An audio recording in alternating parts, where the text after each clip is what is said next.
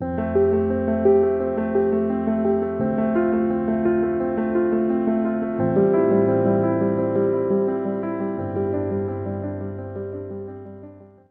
Guys, welcome to the mysterious 369 tarot. How are you guys? कैसे हो आप सभी? आई होप आप सभी बहुत अच्छे होंगे, पॉजिटिव सोच रहे होंगे और अपनी लाइफ में आगे बढ़ रहे होंगे। सो गाइस, हाजिर हूँ मैं आपके सामने एक और रीडिंग लेकर के। और ये रीडिंग जो होगी ये होगी नो कॉन्टैक्ट सिचुएशन वालों के लिए। सो इस रीडिंग को सिर्फ वही लोग देख सकते हैं जो कि अभी नो कॉन्टैक्ट सिचुएशन में चल रहे हैं पूरी तरीके से, ठीक है।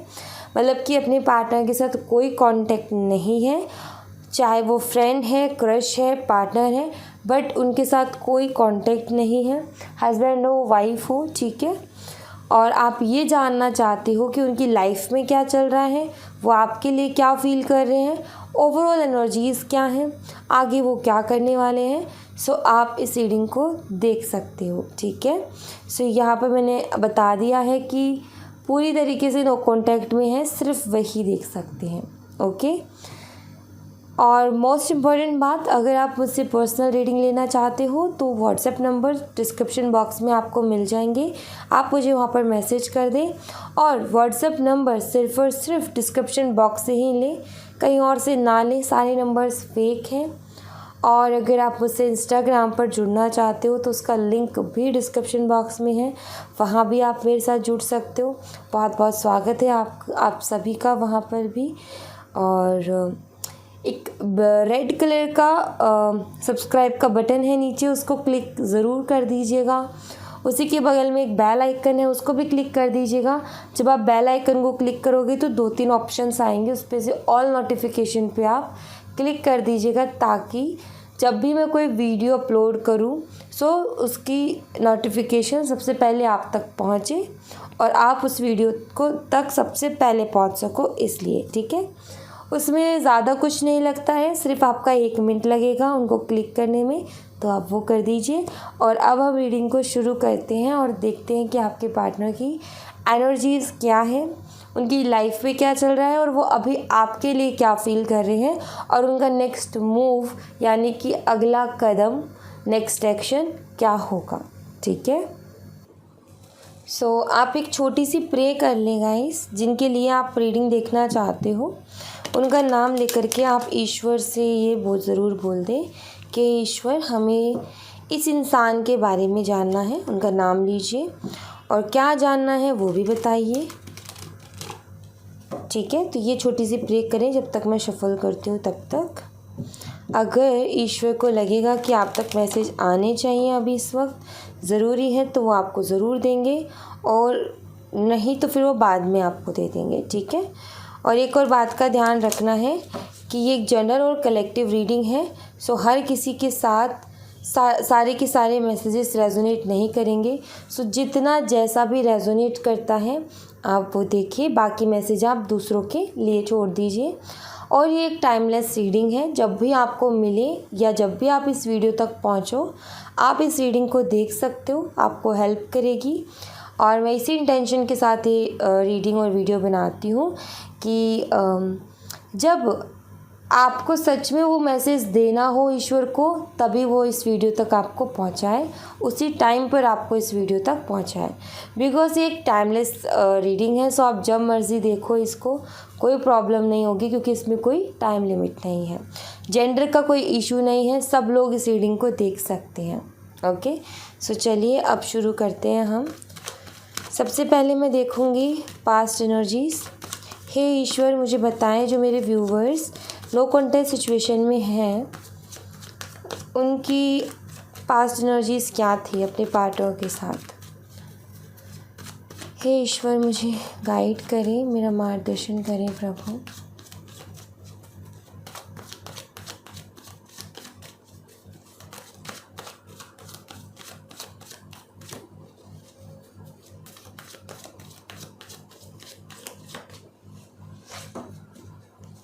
Alright. King of Swords, 10 of Pentacles, 4 of Pentacles and Judgment. अभी प्रेजेंट में जो मेरे व्यूवर्स हैं और जो नो कॉन्टैक्ट सिचुएशन में हैं, अभी प्रेजेंट में उनके पार्टनर की लाइफ में क्या चल रहा है यूनिवर्स। हे ईश्वर, हे मेरे प्रभु, मुझे बताएं कि जो मेरे व्यूवर्स नो कॉन्टैक्ट सिचुएशन में हैं उनके पार्टनर की लाइफ में अभी राइट नाउ क्या कुछ हो रहा है, क्या कुछ चल रहा है। High priestess, eight of pentacles, temperance and three of pentacles. हे प्रभु, मुझे बताएं जो मेरे व्यूवर्स वो नो कॉन्टैक्ट सिचुएशन में हैं उनके पार्टनर्स मेरे व्यूवर्स के बारे में इस वक्त क्या फील कर रहे हैं, क्या सोच रहे हैं, क्या इमोशंस हैं। Three of wands, strength, nine of pentacle, decent. Next move क्या है यूनिवर्स, इनका नेक्स्ट मूव क्या होगा।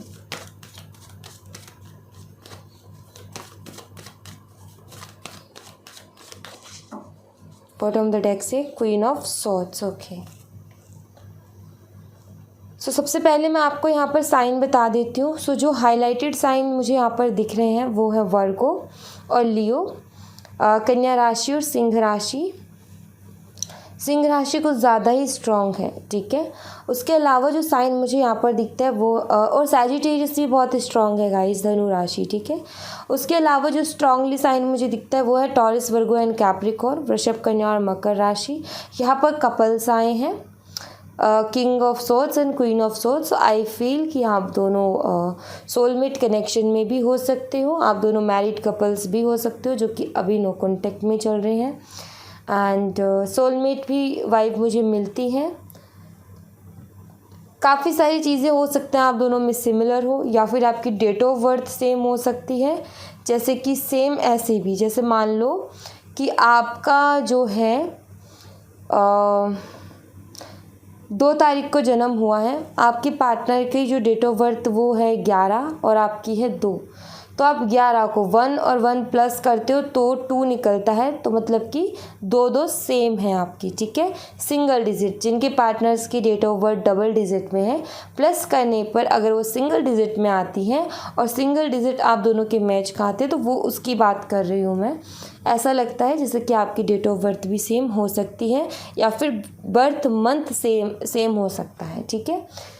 नंबर जो यहाँ पर आए हैं अगर उनकी बात करूँ तो नंबर 14 है, 13 है, 10 है, 4 है, 20 है, 2 है, number 8, number 15, sorry number 14, number 3, number 19, number 9, number 8 again and number 3। So highlighted number, strong number है नंबर 8 जो कि 2 बार यहाँ पर आया है। फरवरी का मंथ आपके लिए सिग्निफिकेंट हो सकता है और अगस्त का मंथ आपके लिए सिग्निफिकेंट हो सकता है। उसके अलावा मई का मंथ आपके लिए सिग्निफिकेंट हो सकता है और अक्टूबर का मंथ आपके लिए सिग्निफिकेंट हो सकता है। एंड फरवरी का मंथ तो कुछ ज़्यादा ही स्ट्रांगली मुझे यहाँ पर दिख रहा है, फरवरी का मंथ, ओके, क्योंकि वो 2 बार ही मुझे यहाँ पर हाईलाइटेड होते हुए नज़र आ रहा है, ओके। अगर मैं पास्ट की एनर्जीज़ देखूँ तो मुझे यहाँ पर ये चीज़ दिखती है कि आपके पार्टनर का एक बिहेवियर रहा है थोड़ा सा रूड और थोड़ा ईगोइस्टिक, चीज़ों को ना समझना, या फिर देखो कोई भी बात है जिसके ऊपर आप दोनों की बात हो रही है, ठीक है, कोई भी टॉपिक है जिसके ऊपर आप दोनों की बात हो रही है, अब वहाँ पर है क्लियर करने का, ठीक है, कि हमें क्लियर करनी है एक दूसरे की बातें जो भी मन में चल रहा है। बट आपके पार्टनर उस टाइम पे क्या करते थे, चुप्पी बना जाते थे कि मुझे तो कुछ बोलना ही नहीं है। आई थिंक कि इन्होंने कभी खुल के किसी भी चीज़ को एक्सप्रेस नहीं किया, चाहे फिर इनकी शिकायतें रही हो या फिर इनका प्यार रहा हो ना, तो इन्होंने, मुझे ऐसा लगता है जैसे कि पास्ट में भी इन्होंने पूरी तरीके से अपने प्यार को एक्सप्रेस नहीं किया था कि कितना प्यार करते हो और क्या फील करते हैं आपके लिए। एंड आई फील कि कभी कोई क्लियरिटी भी नहीं दी है, हमेशा कन्फ्यूज़न में रखा है और बहुत कम बोला है हर चीज़ के बारे में। लास्ट टाइम जब आप दोनों की सोच नहीं मिल रही थी, क्योंकि मुझे यहाँ पर दिखता है कि कि आप दोनों ने बात तो काफ़ी करने की कोशिश की बट सोच नहीं मिल पा रही थी, और आप कहीं ना कहीं, एक होता है ना, सेटिस्फेक्शन नहीं थी आपको आपके पार्टनर की बातों से। आपके पार्टनर जो भी बात कह रहे थे आपको ऐसा लग रहा था कि पूरी तरीके से नहीं कह रहे हैं या पूरी सच्चाई सामने नहीं रख रहे हैं। सो कहीं ना कहीं आप यही रहा है कि एक्सप्रेसिव नहीं रहे हैं आपके पार्टनर, या खुल के सामने नहीं आए हैं कि आखिर वो क्या चाहते हैं, आखिर वो क्या फील करते हैं, आखिर उनका क्या एक सोच है इस रिलेशनशिप को लेकर के। तो वो चीज़ कभी उनके सामने आई नहीं है। एक कोल्ड बिहेवियर, एक रूड बिहेवियर कहीं ना कहीं सामने देखने को मिलता है, और एक चुप्पी भी। जब जब ज़रूरत थी क्लियरिटी की तब तब ये चुप हो गए। ये एक सबसे बड़ी प्रॉब्लम रही है कि इन्होंने कुछ भी नहीं बोला, ठीक है। एंड कहीं ना कहीं कुछ लोगों के लिए मुझे ऐसा भी दिखता है जैसे कि कमिटमेंट को लेकर के इशू थे। आप चाह रहे थे कि रिलेशनशिप लॉन्ग टर्म जाए, और आपके पार्टनर ये कह रहे थे कि आगे की क्यों सोचते हो, अभी की ज़्यादा सोचो। आगे का नहीं पता, आगे के लिए मैं श्योर नहीं हूँ, या फिर आगे के लिए हम में से कोई श्योर नहीं है, सो सिर्फ आज का सोचो। बट आपका ये था कि मुझे ये चीज़ नहीं चाहिए, कल जो भी हो, लेकिन मुझे ऐसा चाहिए कि क्या तुम मेरे लिए स्टैंड ले पाओगे। सो आई थिंक कि वो हिम्मत, वो ताकत इन्होंने नहीं दिखाई कि हाँ मैं तुम्हारे लिए आगे स्टैंड लूँगा। इन्होंने एक चुप्पी ही बनाए रखी, इन्होंने बात को क्लियर नहीं किया, एक कन्फ्यूज़न क्रिएट करके रखी, और क्लियरली कुछ भी ना बोलने की वजह से आई थिंक इरिटेशन बढ़ती गई, या फिर मैं बोलूँ कि मिसअंडरस्टैंडिंग बढ़ती गई। सो पास्ट में इनका बिहेवियर यही रहा है आपके प्रति कि इन्होंने कभी कुछ चीज़ खुल के बोली ही नहीं है, चाहे वो प्यार का इजहार हो या फिर कोई कन्फ्यूज़न हो जिसको क्लियर करना हो, इनने कभी क्लियर किया ही नहीं है। इन्होंने हमेशा चुप्पी बनाई है। इनको ये लगा है कि चुप रहना सबसे बढ़िया ऑप्शन है। एंड आई फील इन्होंने काफ़ी बारी ऐसी चीज़ें आपके ऊपर आजमाई हैं, जैसे कि अगर इनकी कोई बात है और आप उसको नहीं मान रहे हो तो इन्होंने आपसे बात करना छोड़ दिया, ताकि आप जो है डर जाओ या फिर ये सोचो कि मैं खो दूँगी ऐसे तो, और आप इनकी बात को मान लो। तो ऐसी भी चीज़ें करने की इन्होंने कोशिश की है। एंड आई थिंक 1 या 2 बारी आप ऐसी चीज़ों में फंस भी गए हो, लेकिन बार बार नहीं, आपने उसको रिपीट नहीं किया। आपने कहीं ना कहीं समय रहते ऑब्ज़र्व किया, और आपने उस चीज़ को करने से खुद को रोका कि अगर ये बात नहीं करते तो कोई बात नहीं, बट मेरा जो पॉइंट ऑफ व्यू है, मेरी जो एक बात है वो भी कहीं ना कहीं मायने रखती है। हर टाइम मैं उनकी ज़िद पूरी नहीं कर सकती हूँ या नहीं कर सकता हूँ। ये चीज़ कहीं ना कहीं आपने एक टाइम पे जाकर रियलाइज़ की है पास्ट में। अगर अभी मैं प्रेजेंट की बात करूँ, काफ़ी ज़्यादा आपके पार्टनर जो हैं हार्ड वर्क कर रहे हैं अपनी लाइफ में, अभी अपने करियर में, अपनी पर्सनल लाइफ में काफ़ी ज़्यादा मेहनत कर रहे हैं। ये चीज़ मुझे यहाँ पर दिख रही है। इमोशनली बैलेंस होने की कोशिश कर रहे हैं। ऐसा लग रहा है जैसे कि इनको अपनी लाइफ में एक इमोशनल सपोर्ट की कमी महसूस हो रही है। इनको कोई ऐसा इंसान चाहिए जहाँ पर इनको एक इमोशनल सपोर्ट मिल सके, जिससे ये अपने दिल की बातें शेयर कर सके, अपने सुख दुख शेयर कर सके, ताकि ये भी थोड़ा सा लाइटली, थोड़ा हल्का ये फील कर सके। सो आई थिंक कि कोई है इनकी वर्क प्लेस से, हो सकता है वो, जहाँ तक मैं देख पा रही हूँ, जिनसे काफ़ी अच्छी दोस्ती है इनकी, और उनके साथ ही अपनी बातें शेयर करते हैं, अपने इमोशंस को शेयर करते हैं, ऐसा मुझे दिखता है। अब ये नहीं है कि उसके साथ कोई रिलेशनशिप है इनका, नहीं, सिर्फ एक बहुत अच्छी दोस्त, एक बहुत अच्छी बॉन्डिंग है जहाँ पर कि हम किसी के साथ अपनी इमोशंस को शेयर कर सकते हैं, लाइक वैसे वाली। बट हो ये रहा है कि उसके साथ आपके पार्टनर थोड़ा सा इमोशनल कनेक्शन भी फील करने लगे हैं, ये मुझे दिख रहा है, जैसे कि इमोशनली उनके ऊपर डिपेंड हो रहे हैं। ओके, जो कि बिल्कुल भी ठीक नहीं है, क्योंकि मैं कहती हूँ कि सबसे ज़्यादा ख़तरनाक होता है इंसान के लिए कि इमोशनली किसी और के ऊपर डिपेंड होना, क्योंकि कभी भी वो इंसान हमें छोड़ करके जा सकता है, कभी भी वो हमें धोखा दे सकता है, तो हमें उसके बाद फिर बहुत हर्ट होता है। बिकॉज इमोशंस ऐसी ही चीज़ होती हैं जो कि फिर हर्ट ही होती हैं बाद में जा कर के।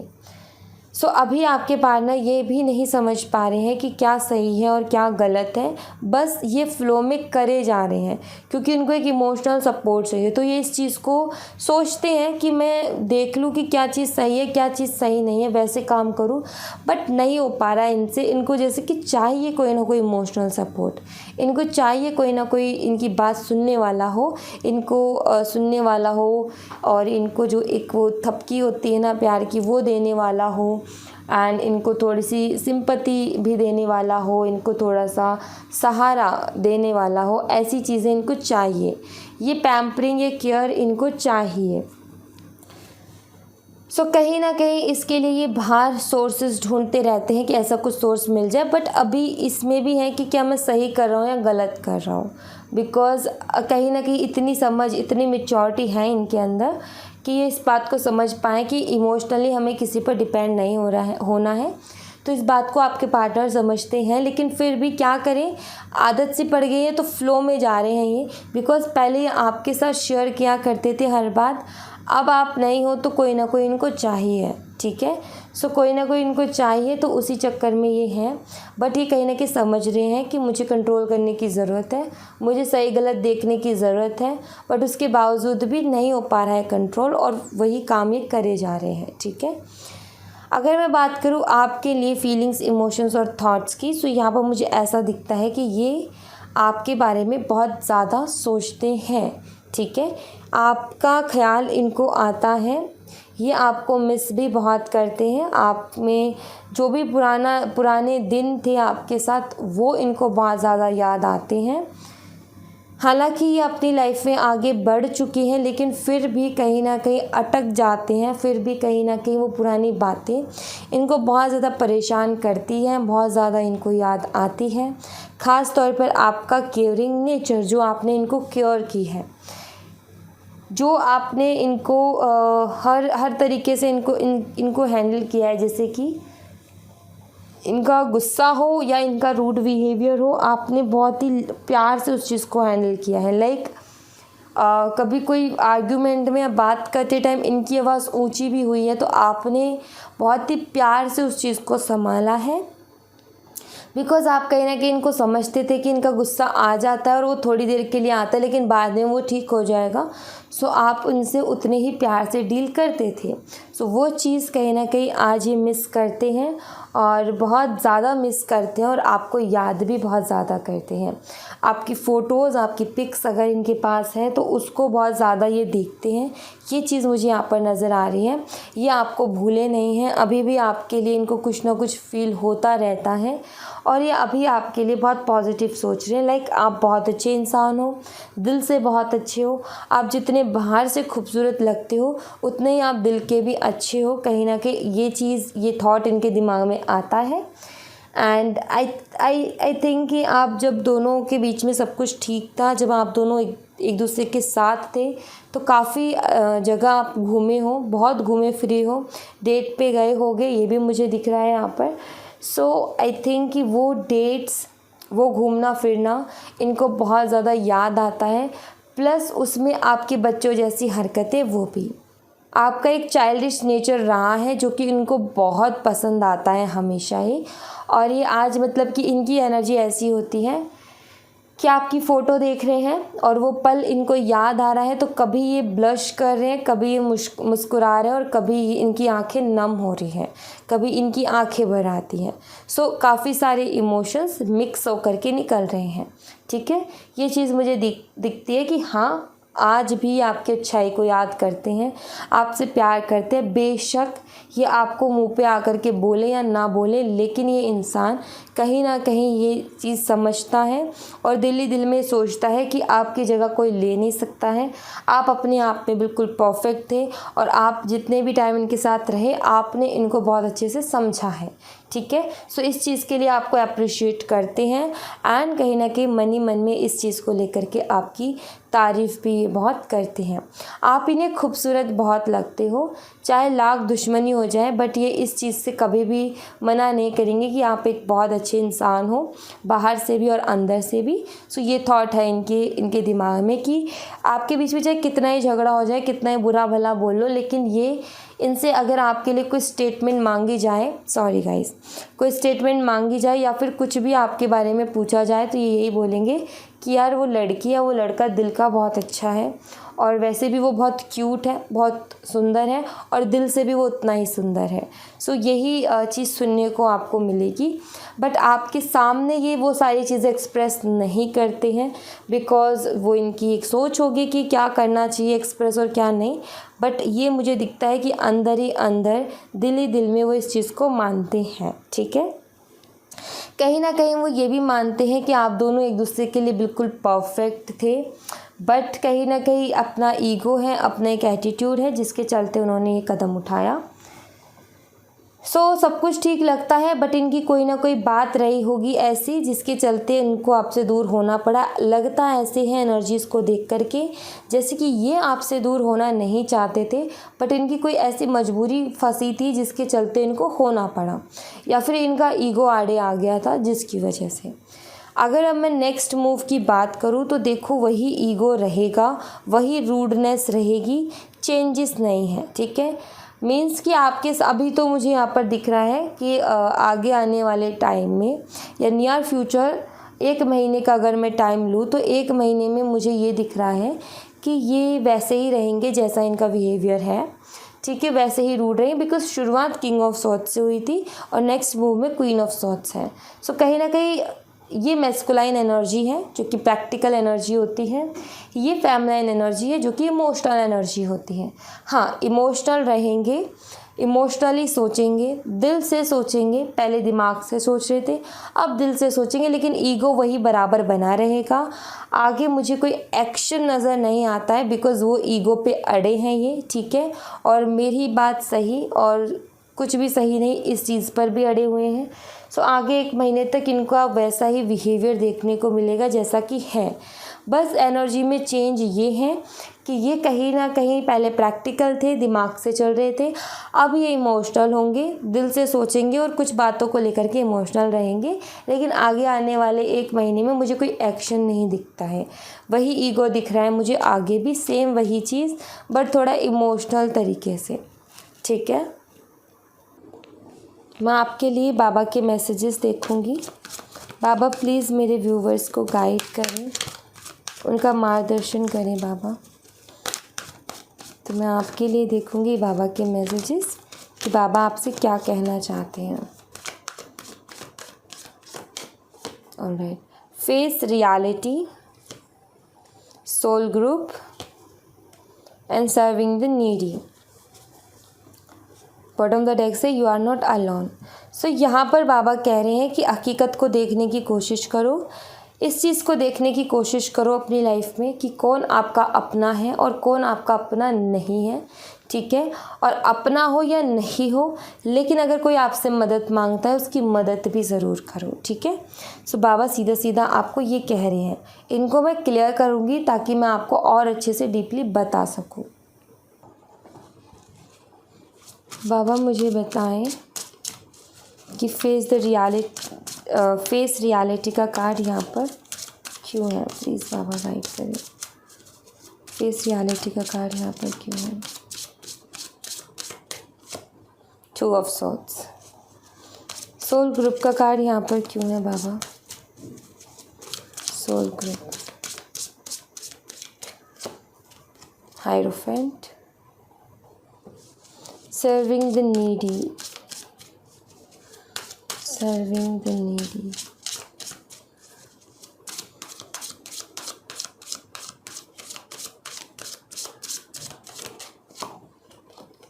King of Wands। सबसे पहली चीज़ तो face reality and 2 of swords. इसकी भी आंखों पे पट्टी बंधी है, ये भी हकीकत को नहीं देख पा रही है। राइट, यहाँ पर बाबा वही कह रहे हैं कि चीज़ों को थोड़ा सा अलग नज़रिए से देखना शुरू करो। जिस तरीके से आप हर बारी हर सिचुएशन को देखते आए हो, थोड़ा अलग तरीके से देखने की कोशिश करो, अपने सोचने के तरीके को बदलो। ठीक है, आप जो अभी तक सोचते आए हो उस सोच में थोड़ा सा बदलाव लेकर के आओ और ये हर तरीके की सिचुएशन में जो है सूट करेगा। जैसे कि रिलेशनशिप के लिए तो भी एक अलग नज़रिए से देखो, अपने करियर के लिए तो भी अलग नज़रिए से देखने की ज़रूरत है आपको अपनी सिचुएशन को, और आपकी पर्सनल लाइफ है तो भी आपको एक अलग नज़रिए से देखने की ज़रूरत है। मीन्स कि कुछ चीज़ें हैं, कुछ ज़िद हैं आपकी कि नहीं भाई ये मैं नहीं बात करूँगी, या फिर ये कि आपने जैसे कि बाउंड्रीज़ बना ले कि नहीं मुझे ये तो करना ही नहीं है। थोड़ा सा उसको रख करके अपने आप को शांत करके एक कदम आगे बढ़ा करके तो देखो, आपको भी कहीं ना कहीं रियलिटी नज़र आएगी। अगर आप अपना एक कदम आगे लेते हो तो फर्स्ट स्टेप आपका होना चाहिए। अगर आपको किसी चीज़ में क्लियरिटी चाहिए, तो अगर आपको रियलिटी देखनी है तो आपको पहला कदम लेना पड़ेगा, ठीक है। सिर्फ रिलेशनशिप के लिए नहीं बोल रही हूँ मैं, आपको देखना है कि गाइडेंस आपकी लाइफ में कहाँ सूट करती है, तो वैसे ही आपने इसको लेना है। हायरोफेंट विद सोल ग्रुप, समझो कौन आपको सही गाइड कर रहा है, समझो कौन है जो आपको सही सलाह देता है हमेशा, समझो कि कौन है जो कि आपका अच्छा चाहता है। हमको समझ में आती है वो चीज़, चाहे हम ज़िद के वशीभूत कुछ माने ना माने, लेकिन हमें ये चीज़ समझ में आती है कि कौन हमारा अच्छा कर रहा है और कौन हमारा बुरा कर रहा है। सो एक बात का हमेशा ध्यान दीजिएगा, अगर कोई इंसान ऐसी बात कह रहा है जो कि आपको कड़वी लग रही है, तो उस इंसान के बारे में और उस बात के बारे में ठंडे दिमाग से सोच के देखना कि वो क्या कहने की कोशिश कर रहा है। बिकॉज़ जो इंसान कड़वा बोलता है काफ़ी बारी वो इंसान सही बोलता है हमारे लिए, लेकिन हमें वो बात चुभ रही होती है, इसलिए हम उसको एक्सेप्ट नहीं करते हैं। तो ज़रूरत है उस चीज़ की। सर्विंग द नीडी, मदद करो ज़रूरतमंदों की जो मदद मांगने आते हैं आपके पास। बट ध्यान रखो, कुछ लोग जो हैं बहुत ही ज़्यादा खुदगर्ज भी होते हैं, जो कि मदद आपसे मांगेंगे और आप मदद करोगे और उसके बाद ब्लेम आपको ही करेंगे कि तुम्हारी वजह से सब गड़बड़ हुई है, जबकि आप ये सोचते रह जाओगे कि नहीं मेरी वजह से नहीं हुआ, मैंने तो मदद करने की कोशिश की थी, तुमको कैसे लगता है कि मैंने तुम्हारा गलत किया है। सो इंसान की फितरत को समझो कि इंसान कैसा है और सोच समझ करके मदद करो, लेकिन थोड़ा सोच समझ करके करो कि कहीं ये इंसान मेरी जो मदद मैं कर रहा हूँ या कर रही हूँ, कहीं ये मुझे इस तरीके का जवाब ना दे बाद में। क्योंकि जो इंसान मदद करता है और उसको फिर ऐसा रिस्पॉन्स मिले एप्रिशिएशन की जगह, तो उसको काफ़ी हर्ट होता है और फिर उसका एक विश्वास उठ जाता है कि हमने किसी की मदद नहीं करनी, क्योंकि जिनकी जितनी मदद करो उनके लिए हम उतने बुरे बन जाते हैं, ठीक है। सो इसलिए मदद करो, इनोसेंस लोगों की मदद करो जो मासूम लोग हैं और जो कहीं ना कहीं सच में मदद डिज़र्व करते हैं। कुछ लोग ऐसे हैं जो मदद लेते भी हैं और फिर बाद में अप्रिशिएट भी नहीं करते हैं, बाद में फिर उल्टा बोल करके जाते, जो कि ठीक नहीं होता है। सो आप एक चीज़ देख लो कि कौन इंसान मदद डिज़र्व करता है और कौन नहीं करता है, ठीक है। उसका सारी तरफ से देखो, कोई मदद मांगने आता है तो उसको अच्छी तरीके से देख लो, एक बार ऑब्ज़र्व कर लो कि हाँ ये सिचुएशन है और इसके ये हालात हैं। सो ये खुद अपनी मदद कर सकता है या फिर मुझे इसकी मदद करनी चाहिए, तो ये चीज़ भी आपकी डिसाइड होनी चाहिए। अगर ये इंसान खुद की मदद खुद कर सकता है, जैसे कि मान लो कि रोड पे बहुत सारे लोग होते हैं जो कि मांगने के लिए बैठे होते हैं, ठीक है, हाथ पैर बहुत अच्छे होते हैं, मैं उनकी बात नहीं कर रही हूँ जिनको फिज़िकली प्रॉब्लम होती है, मैं उनकी बात कर रही हूँ जो कि फ़िज़िकली काफ़ी अच्छे होते हैं, लेकिन उनको वो चीज़ ईजी लगती है इसलिए वो उस तरीके से मांगते हैं, ठीक है। बट यहाँ पर कहा गया है कि वो चीज़ ठीक नहीं होती, मतलब यहाँ पर नहीं, मतलब हम सब जानते हैं कि वो चीज़ ठीक नहीं होती है। सिंपल भाषा में बोलूँ तो भीख मांगना अच्छा नहीं होता है, उसकी बजाय तो इंसान मेहनत कर ले, राइट। सो आप देखो कि वो चीज़ करने में उस इंसान की मजबूरी नहीं है, वो फिज़िकली अच्छा है तो वो कुछ भी काम कर सकता है। बहुत सारे ऐसे काम हैं जो कि वो फिज़िकली मेहनत करके ले सकता है, अगर वो ज़्यादा एजुकेटेड नहीं है तो भी। तो मतलब कि उसके अच्छे खासी शरीर, अच्छे खासे हाथ पैर भगवान ने दिए, लेकिन वो मेहनत करके नहीं कमा रहा है, तो उसकी हम मदद करेंगे तो कितनी मदद कर लो वो फिर से मदद मांगने आएगा, ठीक है। तो आपने उसको कैपेबल बनाना है कि भाई तुम खुद की मदद खुद कर सको, तो उसको बोलो कि तुम अपनी मदद कर सकते हो, तुम कोशिश करो, अगर नहीं होता है तो उसके बाद मैं मदद करता हूँ या करती हूँ, ठीक है। दूसरी चीज़, जिनको ज़रूरत है सच में कि हाँ भाई इनकी मजबूरी फंस रही है, ये फिज़िकली भी नहीं कर सकते और इतने एजुकेटेड भी नहीं है, तो चलो हम इनकी मदद कर देते हैं, ठीक है। तो वो चीज़ देख के, सोच के, समझ के आप उनकी मदद करो। ओके, जो अपनी मदद कर सकते हैं उनको करने दो, जो नहीं कर सकते उनकी मदद करो। ओके, सो या thank you so much guys. ये थी आप लोगों के लिए एक छोटी सी रीडिंग। आई होप आपसे रेजोनेट की हो, आई होप आपको पसंद आई हो। रेजोनेट की हो तो मुझे बताइएगा ज़रूर कमेंट बॉक्स में। पसंद आई हो तो लाइक ज़रूर कीजिएगा, चैनल को सब्सक्राइब करना मत भूलिएगा। मिलते हैं नेक्स्ट रीडिंग में, तब तक अपना ख्याल रखें। Bye bye, take care, see you again.